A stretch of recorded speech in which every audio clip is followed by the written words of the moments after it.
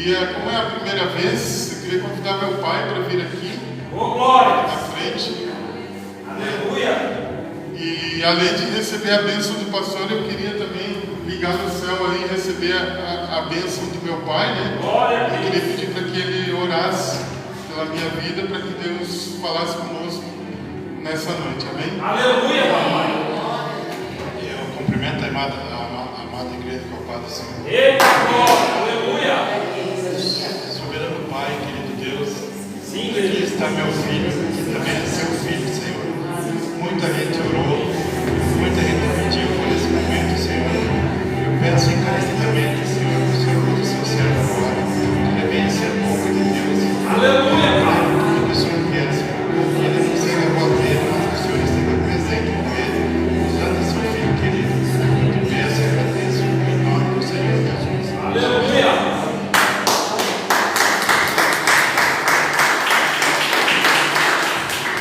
Amém, irmãos? Hoje é uma palavra que nós vamos ler 7 versículos, né? Então, assim, o que me... Sabe, profeta, eu passei por muitos tratamentos, para quem não conhece minha história, por mais de 15 anos no vício, de tudo quanto é sorte de maldade, de droga que já foi inventada. E não conseguia me libertar, não conseguia. E quando você vai num psicólogo, você vai num psiquiatra, que é uma pessoa que estudou 10 anos para poder te aconselhar, ela vai olhar para você e vai dizer que não tem cura, que é impossível, que você precisa ficar tomando medicamento o resto da vida. E eu não aceitava aquilo no meu coração, mas era o que eu conhecia, era o jeito que eu tinha de enfrentar, sabe, aquela batalha. Então, assim, por muito tempo eu fui desenganado pela medicina, sabe? E eu não aceitava isso. Eu sentia no meu coração que tinha que ter algo a mais, que tinha que ter uma saída, que tinha que ter uma solução. Eu não podia, eu não precisava viver uma vida tomando Rivotril o resto da vida, tomando diazepam, clonazepam, ou tendo que frequentar o psicólogo toda semana para poder ter uma cura, para poder ter uma libertação. E foi longo desses anos onde eu frequentei muitas igrejas, fui em muitos cultos, mas sempre assim, não me entregando de corpo e alma e coração, sempre com alguma reserva do mundo, sempre com aquela vontadezinha escondida embaixo do tapete de, no melhor momento, fazer alguma coisa do mundo ainda, mesmo indo na igreja, né? Então foi um processo de muitos anos de libertação para encontrar essa cura. E eu só encontrei essa cura através da palavra. Foi a palavra de Deus que me libertou. Não foi clínica, não foi médico, não foi nenhuma pessoa. Claro que teve pessoas que foram instrumentos de Deus para que eu chegasse nesse entendimento, né? Para que Deus pudesse derramar esse entendimento, né? Então, assim, o que está escrito na palavra de Deus? São 66 livros, né? Então, eu vejo que é muito importante nós termos uma Bíblia na cabeceira das nossas camas, na nossa sala. Todo dia de manhã, se eu tenho um tempo no meu café da manhã, fazer uma leitura bíblica, fazer uma oração, fazer um jejum. E foram com essas práticas que Deus foi moldando os meus pensamentos e, consequentemente, as minhas atitudes. Deus foi colocando um gosto para parar de ouvir sertanejo, para parar de ouvir rock and roll e ouvir louvor, ouvir música gospel, música que edifica, porque Deus foi trabalhando na minha mente. Eu vou chegar lá nessa parte da mensagem aí. Então eu queria pedir para os irmãos se colocar de pé. E nós vamos falar o índice da Bíblia, para a honra e glória do nome do Senhor Jesus. Que muita gente abre um livro, um versículo, né? Mas ninguém fala o índice. E hoje nós vamos recitar o índice da Bíblia, porque foi a palavra de Deus que está aqui acessível para nós, que me curou e que vai te curar de qualquer coisa que venha afligir a tua vida. Sem sombra de dúvida. Porque do buraco que Ele me tirou, Ele pode tirar qualquer pessoa. Ele é o Deus do impossível. Eu vou falar o livro e vocês repetem, amém? Antigo Testamento. Gênesis. Êxodo. Levítico. Números. Deuteronômio. Josué. Juízes. Ruth. 1 Samuel. 2 Samuel. 1 Reis. 2 Reis. 1 Crônicas. 2 Crônicas. Esdras. Neemias. Esther. Jó. Salmos. Provérbios. Eclesiastes. Cantares. Isaías. Jeremias. Lamentações. Ezequiel. Daniel. Oséias. Joel. Amós. Obadias. Jonas. Miqueias. Naum. Abacuque. Sofonias. Ageu. Zacarias. Malaquias. Novo Testamento. Mateus. Marcos. Lucas. João. Atos. Romanos. 1 Coríntios. 2 Coríntios. Gálatas.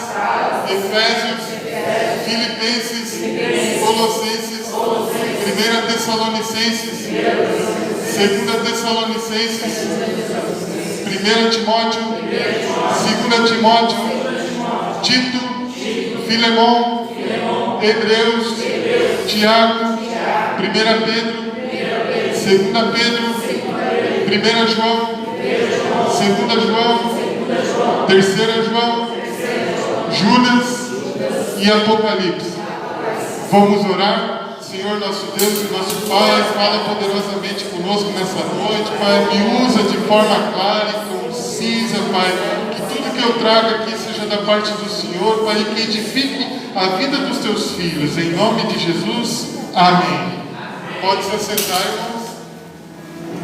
Irmãos, o título da palavra hoje é uma pergunta, e a pergunta é: eu sou um filho de Deus? Será?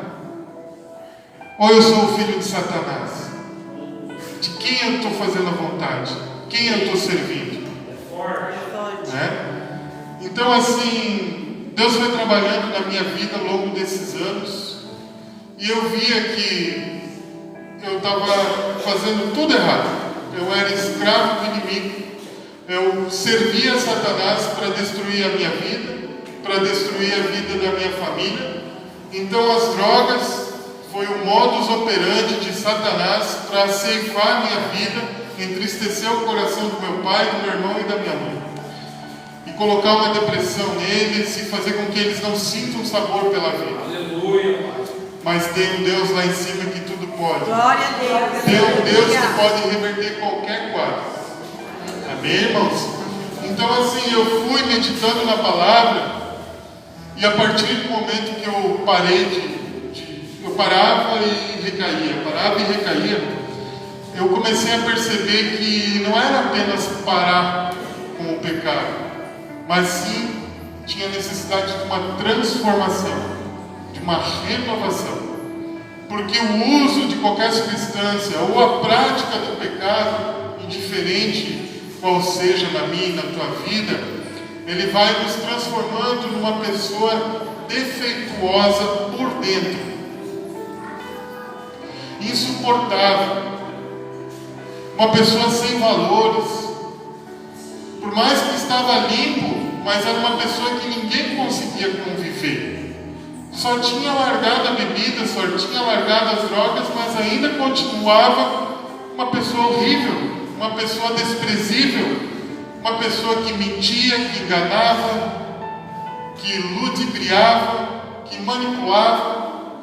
Então não era apenas uma transformação por fora, uma roupa nova, mas sim tinha que ter uma transformação de dentro para fora. Aleluia. para que o milagre acontecesse, para que a cura acontecesse.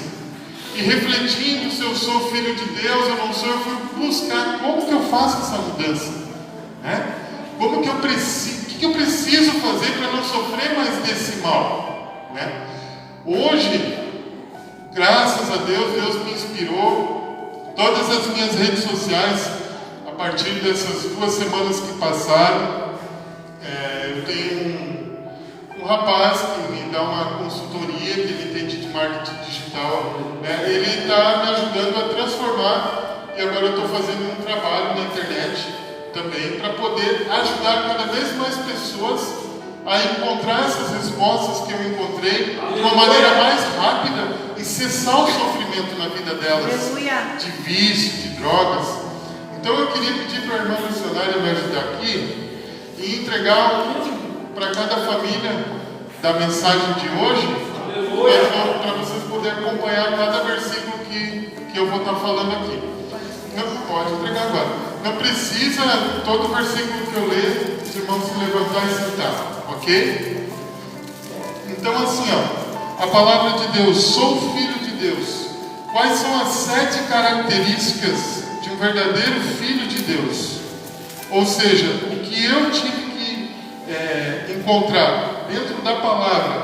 Veja bem, irmãos, tudo que eu vou falar aqui não é filosofia de Sócrates, não é filosofia de Platão, não é filosofia de Freud, é a filosofia de Deus, é a palavra de Deus pura, raiz evangelho, sem maquiagem, é dentro da raiz da palavra que mora pura. Então, por isso que tem aquele versículo, senhor pastor, que o meu povo perece por falta de conhecimento. Muitas vezes a gente não senta para ler a Bíblia, a gente não senta para meditar na palavra, sabe? A gente precisa sentar em espírito, ler o capítulo, ler de novo, que Deus vai falar com nós, sabe? A irmã estava falando antes do culto ali do crente 6 horas, mas o crente 6 horas, ele vive disso, ele vive não das 6 horas da tarde, mas ele vive 6 horas para mim. Não, hoje a gente tem livre acesso ao Pai, a gente tem livre acesso à palavra. Então a cura muitas vezes está dentro de nós, basta a gente acessar, né? Então o primeiro versículo ali que eu queria ler, para depois entrar nesses aí, está em 1 Coríntios, no capítulo 11, no versículo 28. Aleluia.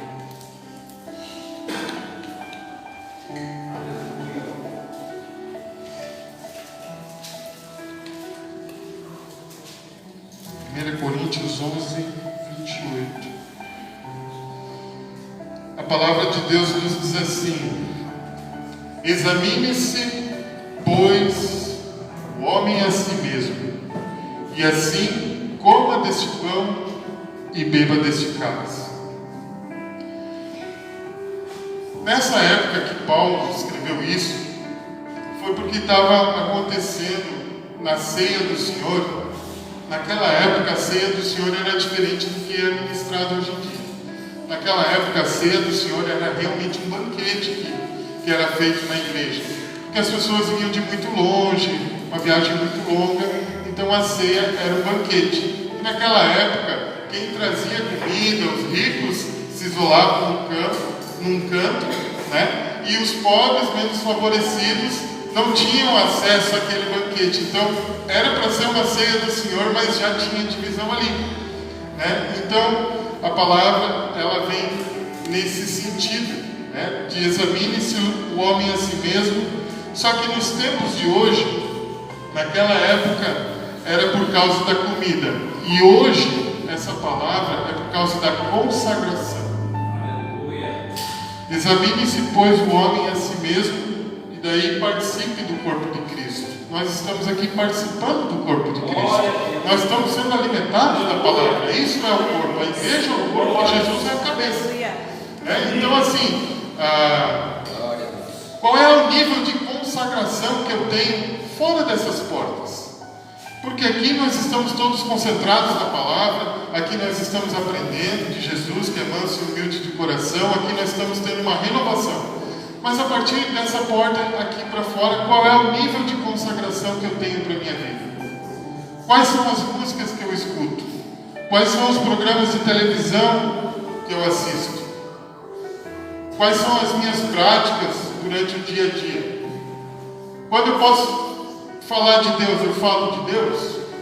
Quando tem um grupinho falando de piada suja, eu participo daquilo, eu me contamino, eu sento na roda dos escarnecedores? Ou eu assumo a minha posição de cristão? Qual é o nível de consagração? Então, examine-se o homem a si mesmo. Então, se nós examinarmos a nós mesmos, nós não vamos ser julgados pelo mundo. Tá? Porque o papel de julgar é do inimigo, é do Satanás. Então a palavra de Deus nos orienta: examine-se o homem a si mesmo, e coma desse pão e beba desse cálice. Então toda hora eu preciso estar vigilante para que não caia, e examinar quais são as minhas atitudes, qual é o meu nível de consagração. E eu, por muitos anos, examinando a minha caminhada, eu não tinha negativo de consagração, muito pelo contrário, né? Eu era que nem Paulo, eu perseguia os cristãos. Perseguia, né? Fazendo aquilo que eu fazia, eu posso dizer que sim. Então, examinando a mim mesmo, eu falei: tá, Deus, eu preciso mudar. Eu preciso ser uma nova pessoa. Eu preciso ter aquela transformação. Eu não posso só largar a bebida, eu não posso só largar as drogas e continuar sendo uma droga de pessoa. Que não ouve minha família, que não honra pai e mãe, e ainda continuo mentindo. Tá, esse mal eu já não tenho mais, mas tem uma série de outros males que vieram carregados, que vieram juntos, que vieram como efeito colateral disso tudo. E como que eu tenho que fazer para me libertar? Então, como que eu tenho que fazer para ser um filho de Deus, para ser co-herdeiro com Cristo da terra prometida, das promessas que Deus tem para nós nessa vida? Eu encontrei, Deus me falou, são muitas, né? Mas aqui eu vou trazer para nós as 7 características de um filho de Deus. Porque eu me perguntava: eu sou filho? E a primeira característica está escrita em Mateus, no capítulo 5, no versículo 13. Quem tem a sua Bíblia e quiser abrir e acompanhar, Mateus, pode ficar sentado mesmo, tá? Mateus, capítulo 5, versículo 13. Eu vou dar uma acelerada aqui.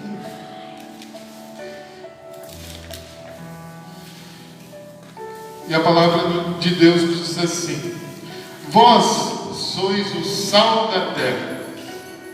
E se o sal for insípido, com o que se há de salgar, para que nada mais presta, senão para se lançar fora e ser pisado pelos homens. A palavra de Deus diz que nós somos o sal dessa terra. E se nós não tivermos mais gosto, de nada mais serve, a não ser para ser lançado fora e ser pisado. Meu Deus, quem é que gosta de ser pisado? Levante a mão. Ninguém. Ninguém gosta de ser pisado. Mas agora, quem é que gosta de ser admirado? Quem é que gosta de ser bem quisto? De ser bem recebido? Todos nós. E para que isso aconteça, eu precisava mudar. E eu precisava ser como o sal da terra. E o que o sal serve para fazer no alimento? Para dar um tempero. Quando uma comida está muito salgada, a gente não gosta. Quando uma comida tem pouco sal, a gente também não gosta. Então nós tudo precisamos ter uma medida. E isso é o fruto do Espírito Santo. E a gente entra na primeira característica de um filho de Deus, que é a temperança. Qual é o sabor do convívio que eu apresento para as pessoas? Elas gostam de conviver comigo? Elas não gostam? Eu sou uma comida temperada na medida? Eu tenho temperança? Como elas se sentem no convívio comigo? Elas estão felizes, elas estão tristes, elas estão chateadas? Cada homem examine-se a si mesmo. Aleluia. E eu estava examinando, e daí eu lembrei agora da primeira palavra do culto dessa noite. Eu estava só envergonhando.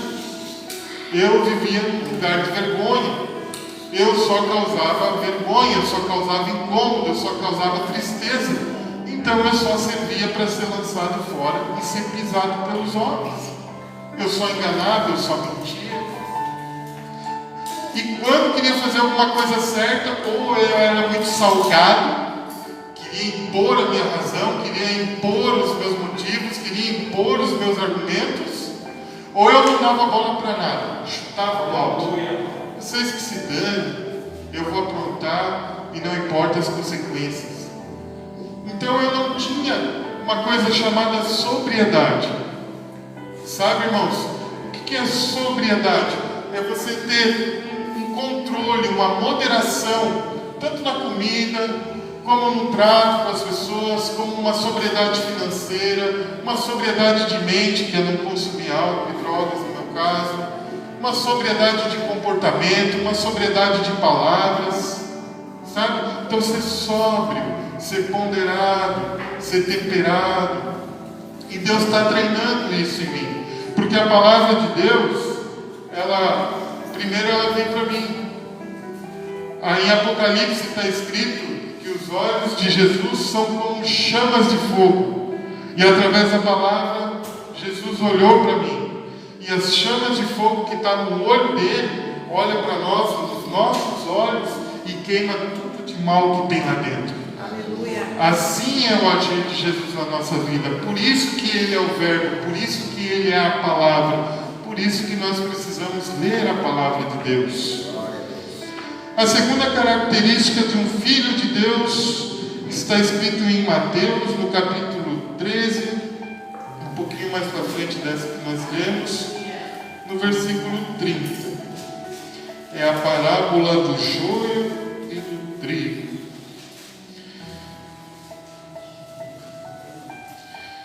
Então ali Jesus conta essa parábola do joio e do trigo, e o último versículo diz assim: deixai crescer ambos juntos até a ceifa, e por ocasião da ceifa direi aos ceifeiros: colhei primeiro o joio e atai-o em molhos para o queimar, mas o trigo ajuntai-o no meu celeiro. Então assim, eu faço uma pergunta para a igreja: eu sou o joio ou eu sou o trigo? Quando vir a colheita, eu vou ser lançado no fogo ou eu vou para o celeiro de Deus? Forte. Forte, irmãos, forte. Cada homem examine-se a si mesmo. Então assim, o joio de nada serve, e o trigo, ele serve para fazer o pão que nos alimenta. Quem é o pão da vida? Jesus. Para fazer bolo, que faz uma festa de aniversário de uma criança.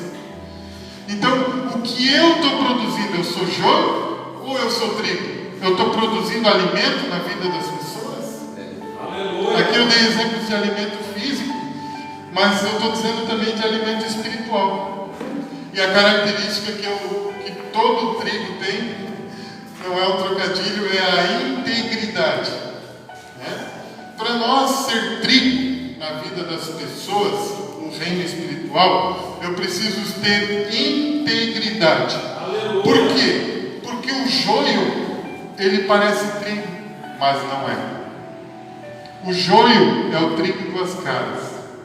E o engraçado é que, se você olhar um pé de trigo, é difícil você conseguir dizer qual é qual. Mas só o agricultor que tem a própria safra, quando ele chega lá e fala: não, esse aqui é o joio e esse aqui é o trigo, com uma facilidade, porque ele lida com aquilo, ele sabe. Então Deus conhece cada um, Deus conhece a caminhada de cada um, Deus conhece os corações, e Deus vai, no final dos tempos, que está chegando, que está próximo, fazer a separação do joio e do trigo. Aquele que serve para alimentar e aquele que não serve vai ser atirado no fogo. A terceira característica está um pouquinho mais para frente no livro de Lucas, no capítulo 6, no versículo 49.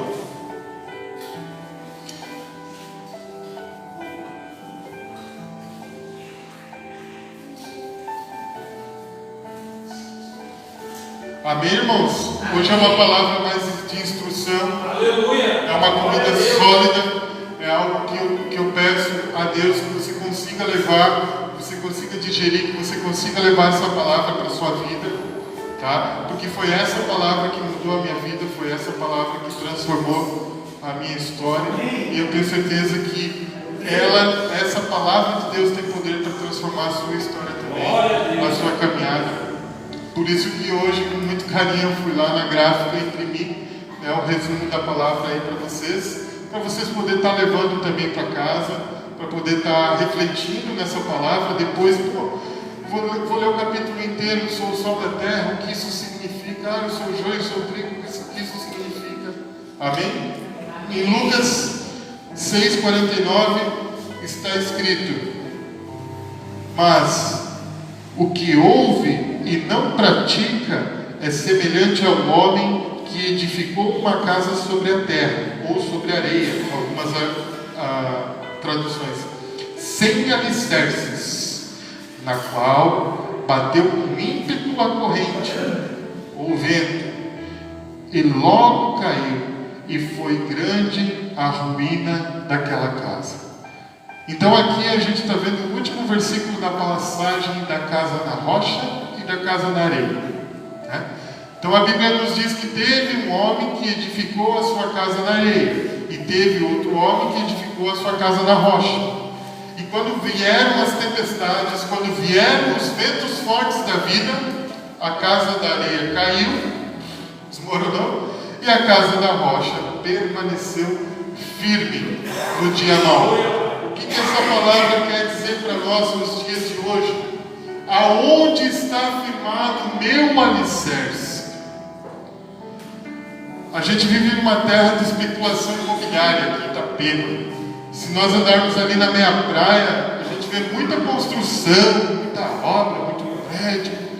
E eu já tive a oportunidade de passar em alguns prédios que hoje estão daquele tamanhão, na parte que estava só o fundamento, estava só aquilo que vai debaixo da terra. E os engenheiros, um dia eu parei para conversar, eles falam que eles vão cavando até eles encontrar a rocha. Aleluia. Quem pegou a chave? Eles vão cavando até encontrar a rocha. E muitas vezes a gente não quer cavar, se mergulhar na presença de Deus. Muitas vezes a gente quer um fast food, quer tudo pronto, quer entender a palavra já no primeiro culto, quer que Deus faça um milagre já na primeira semana, e não é assim. Precisa de um mergulho, precisa entender a palavra, precisa buscar a presença de Deus nas nossas vidas. E o engraçado, pastor, que não parava de chegar caminhão de cimento, e ferro, e imagina o investimento que essas construtoras não fazem só no fundamento. E o fundamento aparece? Não. Só vai aparecer depois o prédio pronto, a obra pronta. Muitas vezes, 1/3 do tempo da obra de um homem é só construindo o seu fundamento, é só construindo a sua rocha, a sua casa na rocha, porque a rocha é Jesus Cristo. Ele é a pedra angular da igreja, onde está afirmada a igreja. Então, assim, quanto tempo eu gasto construindo o meu fundamento na rocha, através de leitura bíblica, através de oração? E sabe, irmãos, quando vem o dia mau, em Efésios 6, capítulo 10, 11, está escrito: revestivos de toda a armadura de Deus, para que podeis estar firmes no dia mau. Porque no dia bom é fácil, as contas tudo paga, o filho dando orgulho, e nem no dia mau. Então, no dia mau, se a casa estiver na areia, vai desmoronar. Mas se a casa estiver na rocha, ela vai prevalecer. E a rocha de Jesus, ela nos traz princípios, ela nos traz valores, que são esses valores, são esses princípios que me tiram do lugar da vergonha e me colocam no lugar de dupla honra. Irmãos, então, a quarta característica dos filhos de Deus está escrito em Lucas, capítulo 8, versículo 16. E a palavra de Deus nos diz assim nessa noite. Aleluia. A parábola da candeia. E ninguém, acendendo uma candeia, a cobre com algum vaso ou a põe debaixo da cama, mas põe-na no velador, para os que entram vejam a luz. Amém, meus irmãos? Então, eu pergunto para vocês nessa noite: eu sou uma pessoa que ilumina os ambientes nas quais eu entro, nas quais eu convivo, nas quais eu participo? Ou eu sou trevas por onde eu passo? Lembra? Cada homem examine-se a si mesmo. Aleluia. Em Salmos está escrito que lâmpada para os meus pés é a tua palavra. Davi escreveu isso, né? Então a palavra de Deus é algo que ilumina os nossos caminhos, é algo que nos põe no caminho de luz. Só que Jesus, Ele deixou o Espírito Santo aqui na terra, é o Espírito Santo que habita em nós. Amém, irmãos? E o Espírito Santo, quando Ele resplandece nas nossas vidas, Ele acaba iluminando todas as pessoas que estão ao nosso redor. Esse é o modus operandi de Deus para que nós sejamos luz nessa terra. Para aquela pessoa que muitas vezes está aflita, precisando de uma palavra, precisando de um caminho, de uma orientação, ela encontre Deus através da luz que ela vê em nossa caminhada, em nossas palavras, em nossas atitudes. Eu sou luz, eu estou influenciando pessoas a buscar Deus, ou estou sendo como muitos que olham para esses pastores famosos e estão rejeitando a igreja por causa do interesse deles em só dinheiro, em só bens materiais? Eu sou luz nessa terra, e se Deus te acendeu como uma luz nessa terra, não é para ficar debaixo da cama, não é para ficar debaixo do velador, é para iluminar caminhos, é para iluminar no teu trabalho, é para iluminar na tua casa, é para iluminar na internet, por onde você passar. Sabe, irmãos, a luz dessa terra.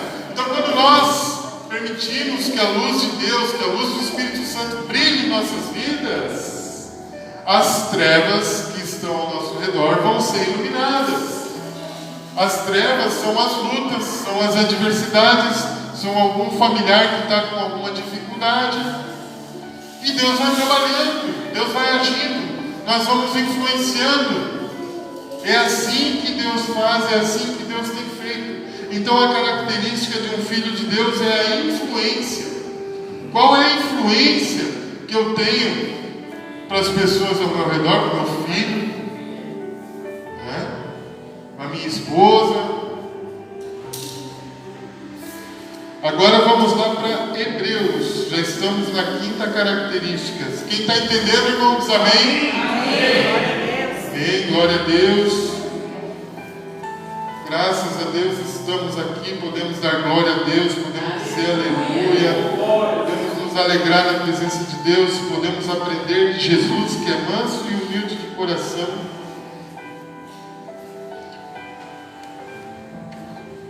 Só um pouquinho que eu estou achando aqui, Hebreus.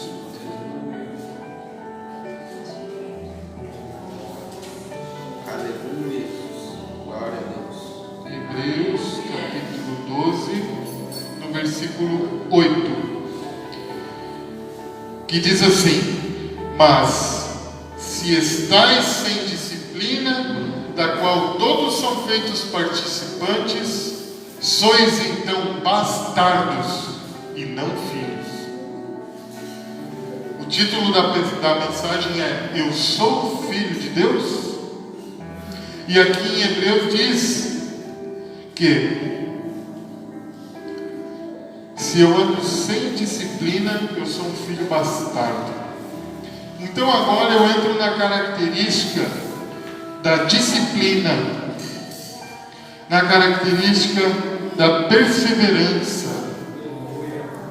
Porque disciplina é fazer a mesma coisa todos os dias por um bom período, e isso também é perseverança. E eu sou obediente à palavra de Deus, então Deus vem aqui e fala através da pastora, do pastor, do profeta, da palavra. Eu saio daqui, entendi, mas eu coloco em prática e depois eu tenho disciplina nisso? Eu obedeço a voz de Deus? Ou apenas escuto e entra aqui e sai aqui? Aí a cura não vai chegar. Porque assim, a palavra de Deus, irmãos, se vocês perceberam, eu não usei nenhum filósofo, não entrei em psicologia, não falei difícil, são coisas práticas do nosso dia a dia.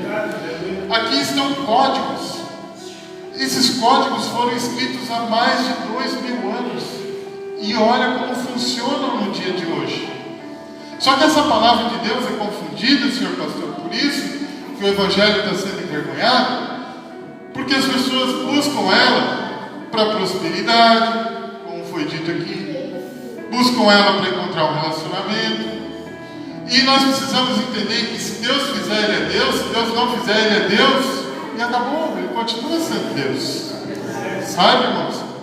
Mas a palavra de Deus, esses códigos milenares que existem mais de 2000 anos, eles vêm para nos trazer a salvação. Aleluia. Eles vêm para nos trazer o morar no céu. Eles vêm para nos salvar.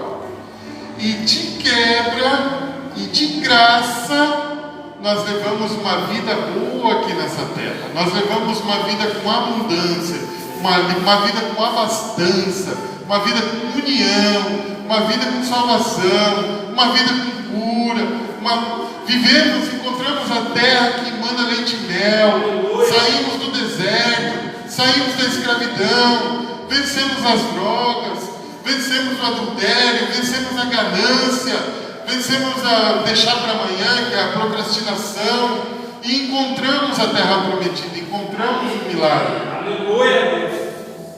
Então a gente precisa estar atento na importância da palavra de Deus.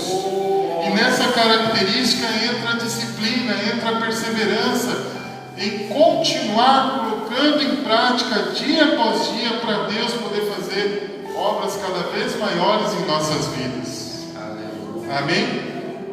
A sexta característica está escrita no livro de João. Só voltar um pouquinho ali. Livro de João, no capítulo 15, no versículo 6, que diz assim: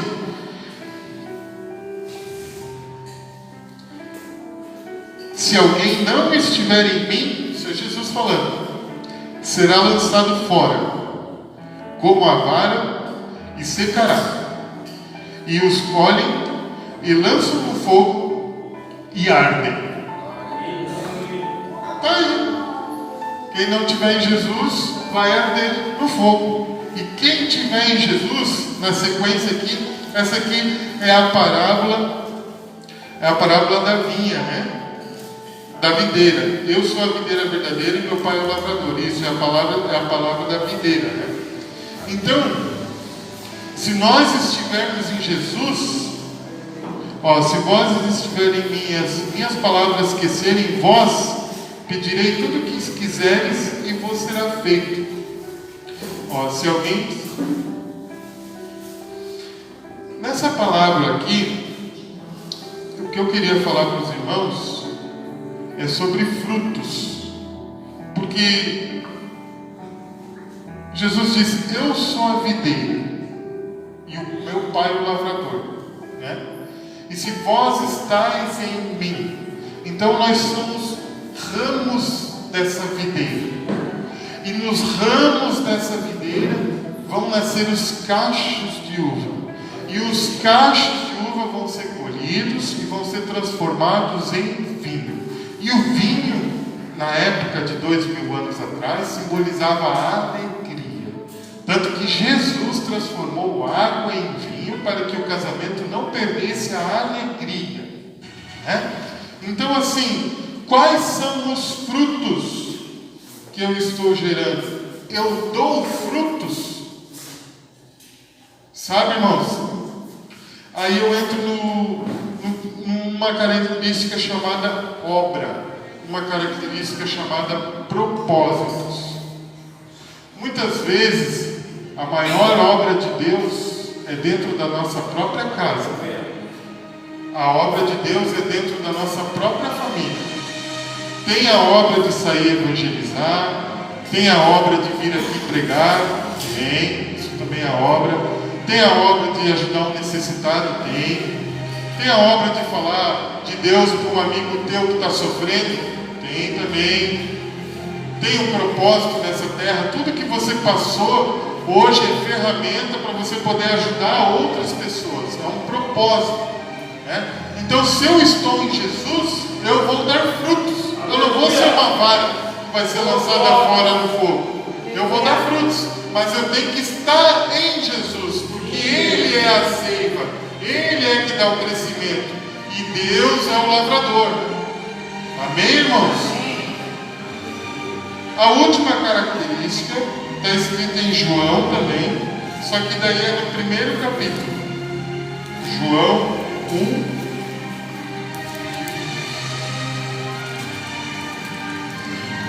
É a última, pastor, já vou encerrar. João, capítulo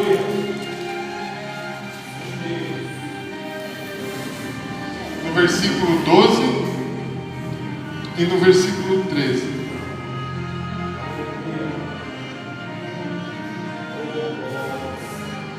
A palavra de Deus nos diz assim: mas a todos quantos o receberam, deu-lhes o poder de serem feitos filhos de Deus, aos que creem no seu nome, os quais não nasceram do sangue, nem da vontade da carne, nem da vontade do varão, mas da vontade de Deus. Amém? Então, assim, irmãos, eu queria falar sobre uma pergunta para vocês. Se pergunte: eu morri, eu nasci de novo, eu morri para as coisas do mundo e nasci agora para as coisas de Deus? Eu já fiz esse processo na minha vida? Sabe, irmãos, eu preciso fazer esse processo todos os dias na minha vida. Pois como diz o Thales Roberto no louvor lá, todo dia o pecado vem, me chama, todo dia vem as tentações, me chama, mas eu escolho Deus, eu escolho ser amigo de Deus, eu escolho Cristo todo dia, já morri para minha vida, agora eu vivo a vida de Deus. Sabe, irmãos, então eu preciso dessa conversão. Quem aqui já foi do exército, sabe o que significa conversão, né? Quando o sargento, o capitão lá grita meia volta, vou ver. Então assim, ó, é uma conversão, isso é uma conversão. Aqui eu estou para o mundo, agora eu estou para Cristo, eu viro as costas para o mundo e começo uma nova caminhada, uma nova trajetória, sabe? Isso é uma característica de nascer de novo. Isso é deixar de ser criatura, porque nem todo mundo é filho de Deus. Você deixa de ser criatura e passa a ser um filho de Deus. Porque no fim dos tempos está escrito que muitos vão chegar lá, mas Deus, em teu nome eu expulsei demônios, eu curei enfermos. Deus vai olhar e vai dizer: aparta-te de mim que eu não te conheço. É verdade. Porque muitos pastores, eles estão só de fachada e não têm essas características do Filho de Deus. Não andam em integridade, não cumprem os princípios e valores, não tem temperança. O que eu vejo de gente xingando na internet que foi tratado de uma maneira ríspida e grossa por pastores, sabe? Não tem disciplina, perseverança, a obra deles é de fachada e não tem uma conversão, não nasce de novo, sempre fica com o pezinho lá no mundo. Então o que Jesus quer de nós nessa noite?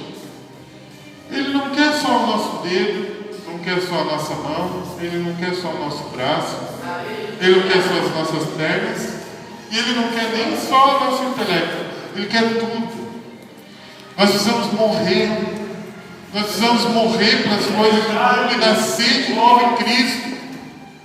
Sabe, através dessa renovação do entendimento, através daquilo que eu me alimento com os meus olhos, através daquilo que eu me alimento com os meus ouvidos, é o que vai ficar registrado no meu cérebro e é o que vai se transformar em atitude.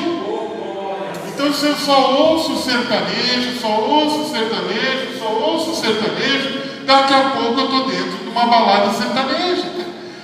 Daqui a pouco eu estou com um copo de cerveja na mão, porque é isso que essas músicas cantam. Porque é isso que vai ficar registrado na nossa memória. Então a nossa memória, ela tem uma coisa chamada epígrafo, que é uma coisa que registra. Muitas vezes você não se lembra de uma memória da tua infância, do que comeu, de algo que te marcou. Então, isso fica marcado no nosso subconsciente. Quando nós andamos no dia a dia, aquilo vem na mente e vai nos influenciar. Então eu tenho uma luta que quando eu ando em alguns lugares, vem alguns pensamentos, vem algumas lembranças do uso de drogas que eu fazia naquele local, daquilo que eu aprontava naquele local. Só que a rocha que é Jesus Cristo me faz trocar esse pensamento, passar para o próximo slide, sabe? E tira toda a fissura. Então aí que mora a cura de Jesus. É assim que Jesus quer fazer na vida de todos vocês, de todos os familiares de vocês. Se coloquem de pé, irmãos. Oh, Jesus. Muitos acreditam ser filhos de Deus, mas não obedecem ao Pai. Isso leva ao pai querer o filho fora de casa. É preciso cultivar em nós as características de um verdadeiro filho de Deus. Aleluia. Amém? Curva sua cabeça, feche os seus olhos. Eu quero orar por essa palavra, quero orar pela tua vida. Pai, em nome de Jesus, te damos graça, Pai, te damos louvores, te rendemos louvores. Dizemos aqui nessa noite quanto o Senhor é bendito, quanto o Senhor é puro, quanto o Senhor é santo, quanto o Senhor é maravilhoso. Oh Deus querido, Deus de vitória, Deus de glórias. Obrigado, Jesus. Obrigado pelo teu milagre, obrigado pela tua cura, obrigado pelo teu perdão. Oh Jesus maravilhoso. Vem com o teu poder na vida da tua igreja, Pai. Vem com o teu poder na vida dos teus filhos, Pai. Oh, Jesus querido, vai colocando as características de verdadeiro filho de Deus, Pai. Vai derramando a unção do entendimento, Pai. Vai derramando a unção da palavra. Oh, Jesus, vai derramando a unção de atitude de verdadeiro filho de Deus, Pai. Vai colocando integridade, Pai. Vai colocando temperança, vai reacendendo os valores, os princípios cristãos na vida do teu filho, Pai. Oh, Jesus, que essas pessoas influenciem, Pai, sejam luz nessa terra, Pai. Que todas as trevas por onde eles passarem sejam dissipadas através das luzes que mora na vida deles, através da luz do Espírito Santo que mora na vida deles. Oh, Pai, vai dando força para perseverar no caminho da fé, Pai, indiferente às afrontas, indiferente às dificuldades, vai colocando disciplina na tua presença, Paizinho querido. Oh, Deus, vai acendendo cada vez mais pessoas para a tua obra. Oh, Jesus, vai mostrando os propósitos que moram dentro de cada um dos teus filhos, Pai. Vai dando recursos para que eles possam cumprir, Pai, os propósitos de Deus nessa terra. Oh, Jesus, que a gente consiga se converter todos os dias, Pai. Oh, Jesus, que a gente possa nascer todos os dias na tua presença, Pai, e aprender para ti contigo que é manso e humilde de coração, Pai. Oh, Deus, nos recebe como filho de Deus nessa noite, Pai. Queremos ser filho, queremos ser chamados de filho, Pai. Queremos morar no céu, Paizinho querido. Oh, Deus de aleluia, Deus de glórias. Obrigado. E eu agradeço a minha oportunidade em nome de Jesus. Glória a Deus.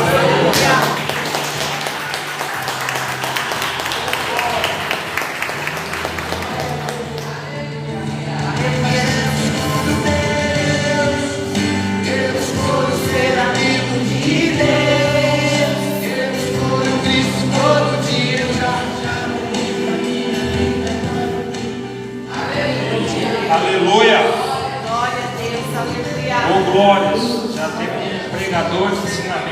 palavra de ensino direto do trono do Senhor. Aleluia, Deus. Oh, glória.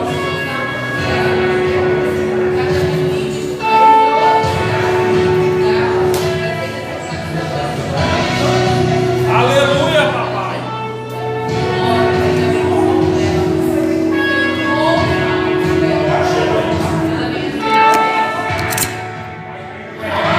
Obrigado por acompanhar essa palavra direto do trono de Deus para a sua vida, para te curar dos vícios, para te libertar. As 7 características do verdadeiro Filho de Deus. Deus é maravilhoso, Deus quer agir na sua vida, assim como Ele está agindo na minha. Amém? Deus abençoe.